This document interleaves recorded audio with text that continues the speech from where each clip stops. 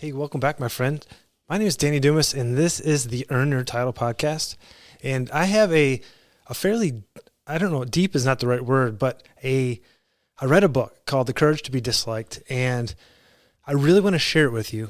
But the concepts, they're kind of deep. Like, the concepts are deep. I guess I'll just put it that way. The book is very interesting. It goes into Adlerian psychology. There's a psychologist, Alfred Adler. And he came up right around the time as Freud, and he was kind of the antithesis of Freud, the opposite of Freud. And this book, The Courage to be Disliked, it starts off with a philosopher and a student, and they have these meetings, and they discuss, the student is going to, kind of like the master, and is asking for recommendations. He's wanting to understand these Adlerian theories of psychology, and he pushes against it, and it just doesn't feel right, because of what he's been told in his life. So I wanted to share that with you. It's a very impactful book. It's a little cheesy.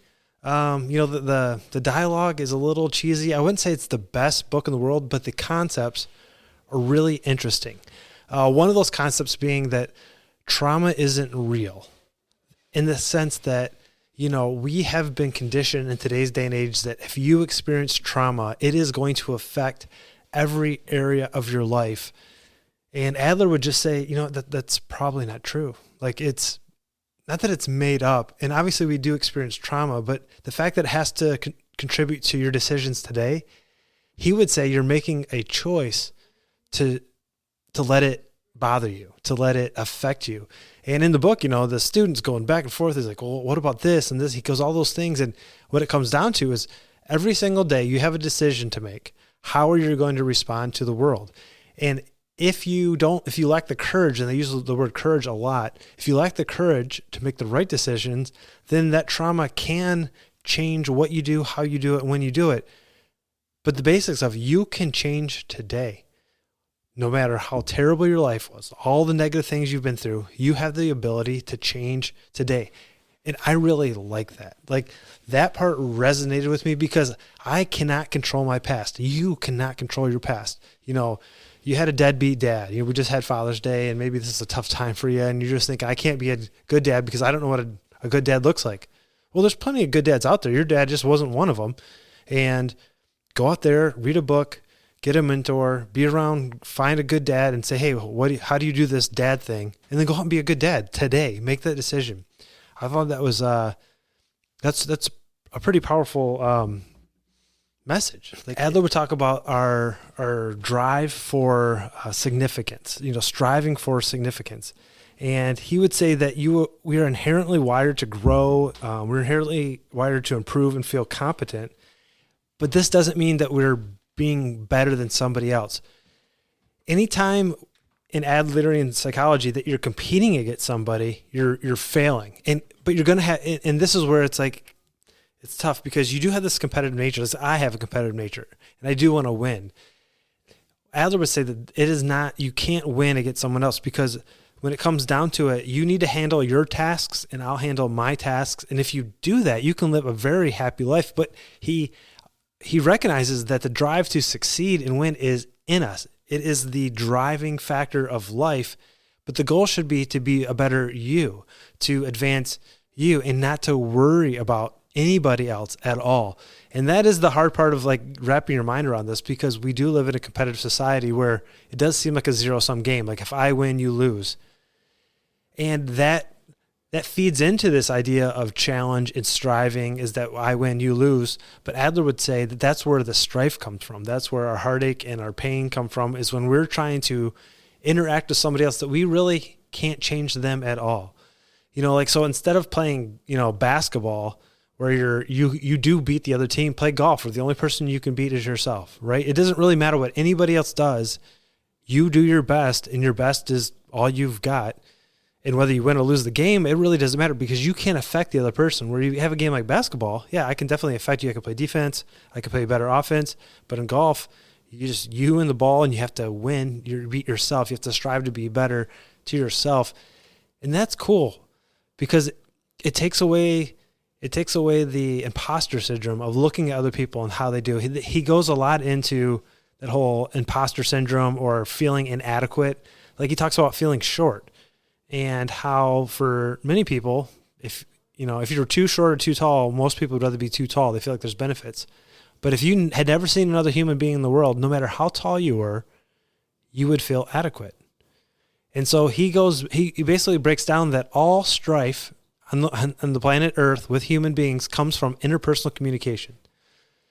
And it was a really big concept to me. Like, yeah, you're right. Like, no matter what you say or do, if you're having turmoil in your life, it's because of your conflict with other people. Think about that. That is deep, which means you could go, if you lived on an island by yourself, you would have no internal conflict. Now, maybe would you starve to death? Maybe. You'd have some natural things that you'd have to overcome, but you would have no conflict. You wouldn't have to, worry about being attractive or unattractive. You wouldn't have to worry about being short or tall. You wouldn't have any arguments. You wouldn't have any disappointments because those all come from other people and your expectations of those. So, really powerful concepts. All problems come from personal relationships. And then the better you do at those, the less trauma you have, or the less strife you have in your life, the less conflict. So getting good at that. Now, this was the kind of the paradigm of this, is that we're still meant to interact with humankind, because the opposite could say, well, cool, I'm going to lock myself in my room. I'm not going to interact with anybody. Therefore, I won't have any strife. Well, that goes to one of his other main principles. The ultimate measure of success is moving social interest forward. True psychological health and fulfillment come from a genuine connection and a contribution to others. It's not about isolated achievements. It's about how you show up in your relationships, your work, and your community. Your well-being is deeply entwined with your ability to cooperate, contribute, and feel a sense of belonging. Like, that is what makes us feel good. That is what makes us human. So all the conflict we have comes from other people, and we need to interact with people in order to be fulfilled. That's where this one's a tough one, because it would be easy to say, no, I'm not going to interact with people. I'm just going to shut myself in. But that's where true fulfillment comes from. We're having this community interest and pushing it forward. It is really easy to get kind of inside yourself and become the main character of the world, where everything affects you. But if you can look out into the world and see, how can I make the world a better place? That's true psychological help.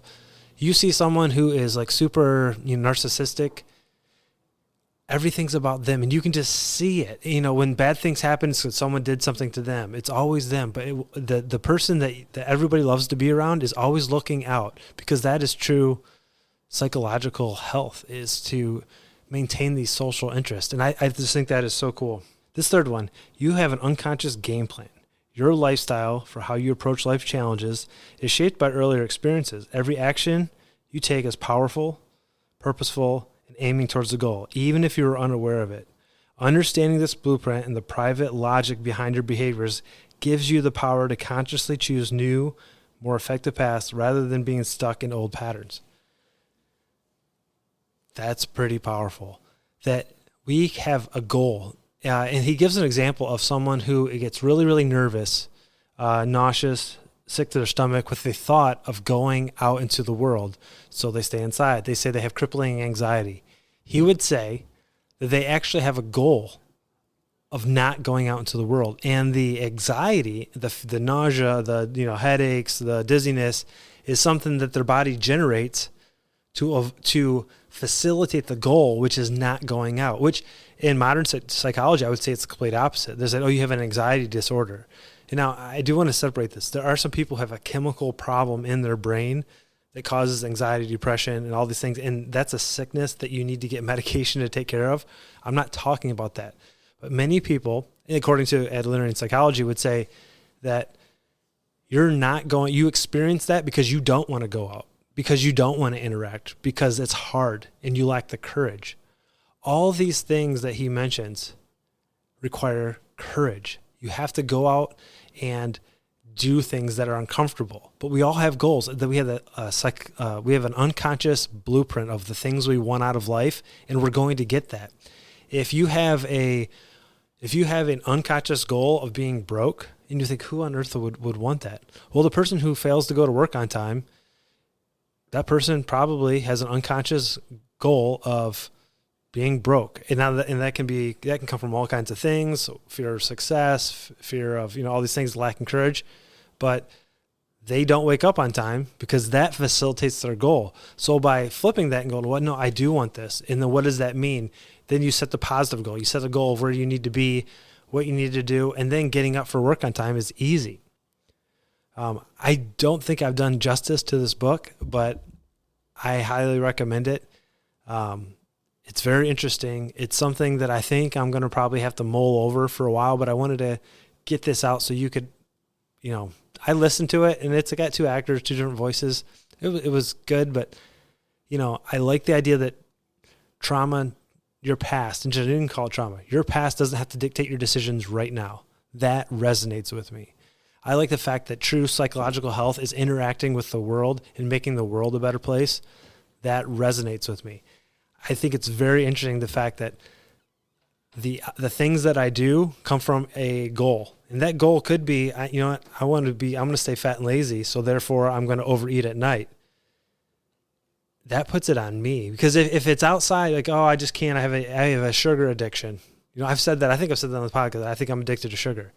Is that really me putting that out there so that I can stay, slightly overweight and not live up to my athletic potential? Because that's my goal. Do I need to change my goal and really be honest about it and have the courage to say, you know what? It was just way easier to say I have an addiction as opposed to saying I need to go out there and just, put in the work. It's pretty powerful. Let me know what you think about this. I'd love to hear if you read this book and what you take out. Maybe you think this guy's full of it and you don't agree with anything. I'd be curious to see what your take is. One thing that I've been promoting is I've got a new keynote presentation that I would love to get to a men's group. If you happen to be part of a men's group, I'd love to come out and talk to you. You can get a hold of me at my email, which is very easy. It's my name, Danny@DannyDumas.com. I'd love to have a conversation with you there. We're coming up on my 1 year. I'm just a couple episodes away from my 2-year anniversary. I believe this is going to be episode 100, so we're getting close there to that 2-year anniversary. Thank you so much for listening. This is the Ernie Tano Podcast. I'll talk to you later. Bye.